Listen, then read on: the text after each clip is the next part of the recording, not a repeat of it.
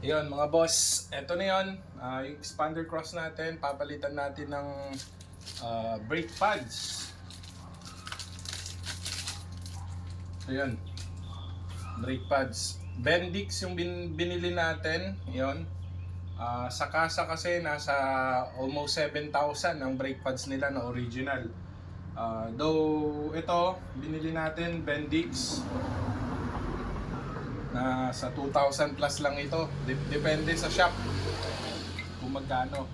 And itong Bendix kasi, tested na natin to sa lahat ng mga naging sasakyan natin, even yung Altis natin.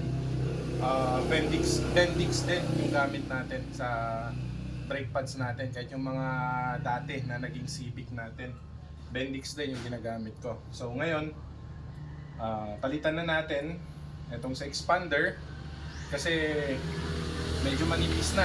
2 years na rin kasi, palitan na natin mga boss. So i-jack muna natin para sure.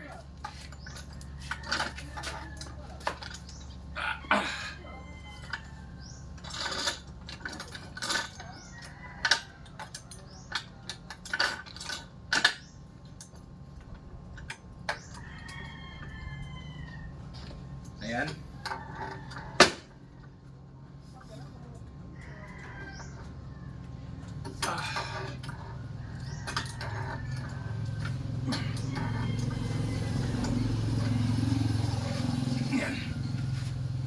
Hindi na natin kailangan maglagay ng support kasi 3 tons na tong jack natin.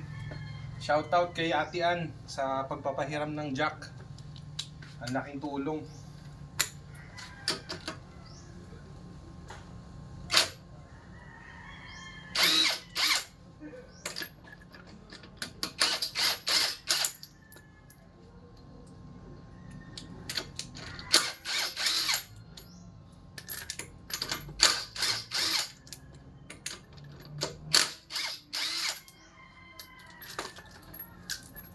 So 5 studs, and then alisin na natin yung gulong. But of course, every time na nagbabaklas kayo, since may jack, support lang natin dito. Kaya mapapansin nyo halos lahat ng mga gumagawa ng sasakyan nila kapag nagbaklas, ganyan, nandyan. Support lang. So ano pa? Gawin natin dito. Ayan.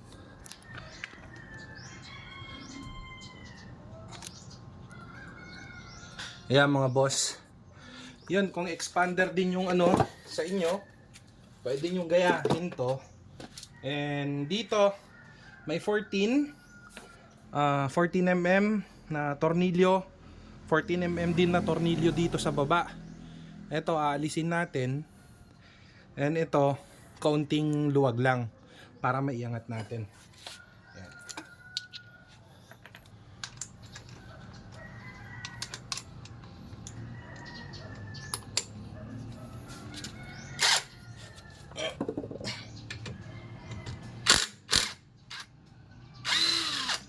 Yan. Ito yung aalisin natin sa baba. Dito, luwag lang. Ayan. Pagkatapos nun, pwede mo nang angatin to.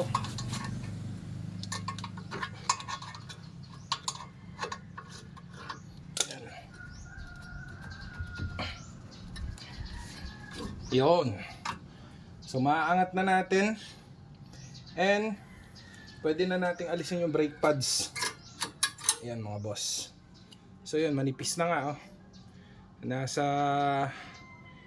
3 or 4 mm na lang.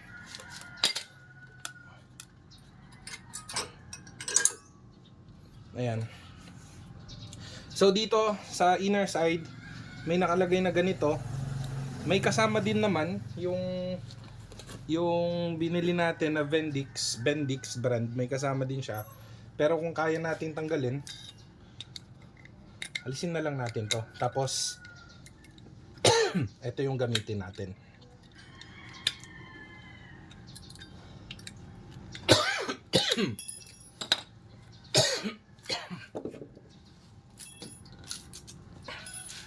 Yon. So, sobrang nipis na. Ayan o.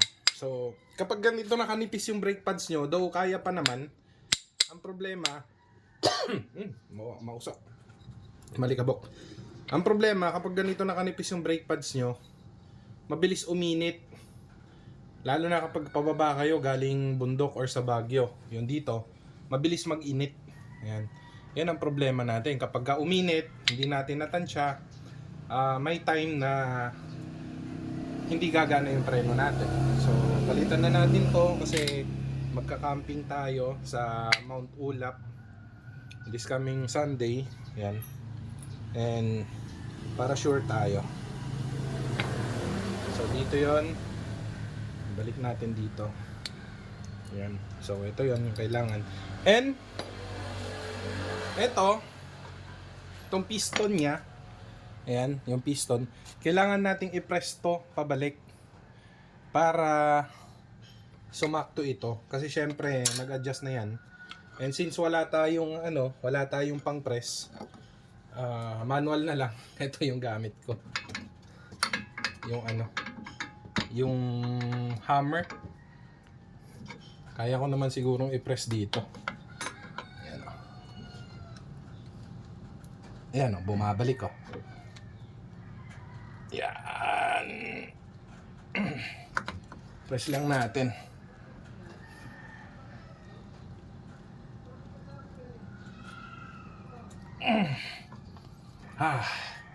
Grabe.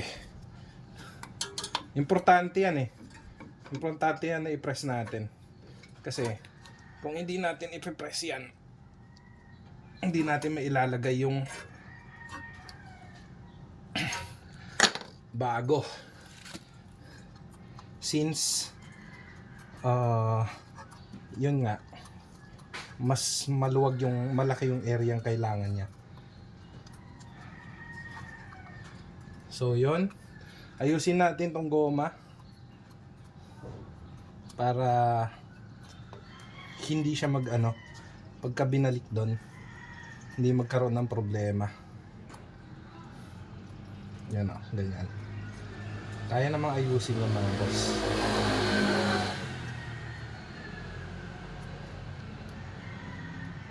Yan.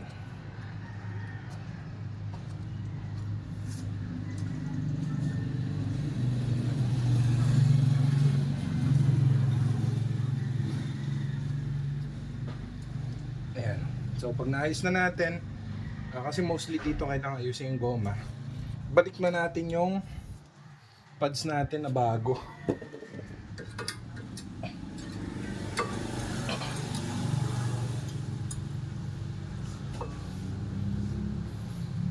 So basically, meron siyang spring dito pang support na hindi malaglag yung brake pads natin. So kailangan nasa loob siya nung na yan. Nasa loob nung spring na yon yung pads natin. Ayan.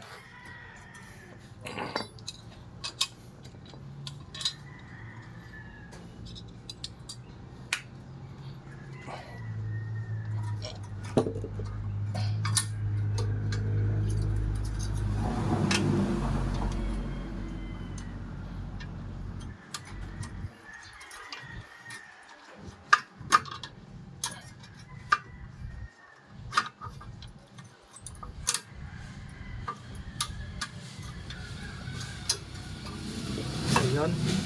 Nakabit na natin yung unang pads. Yung pangalawa is mabilis lang kasi syempre nandito siya sa harap natin. Ito yung spring. Kailangan nating angatin yan para pumasok yun. So yun, ganito rin yan. Yan. Okay, pasok na siya. And ito, ibababa lang natin yan.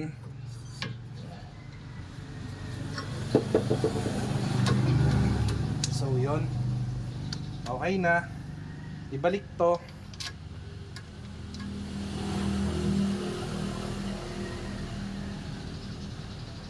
So higpitan.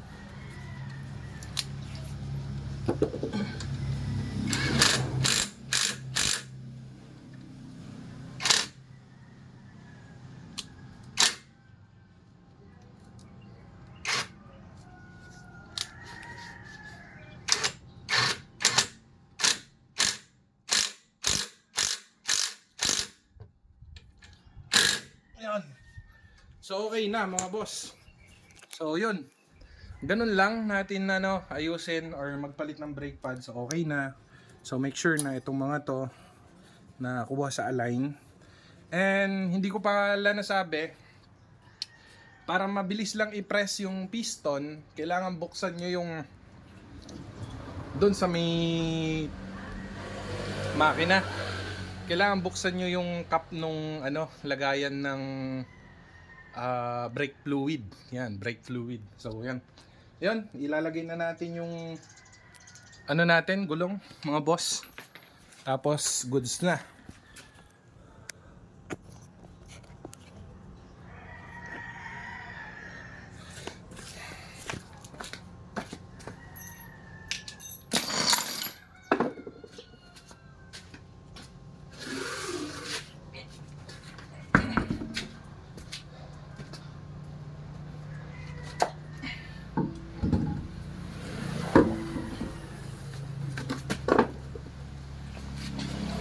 Yung studs naman nito mga boss, 21mm.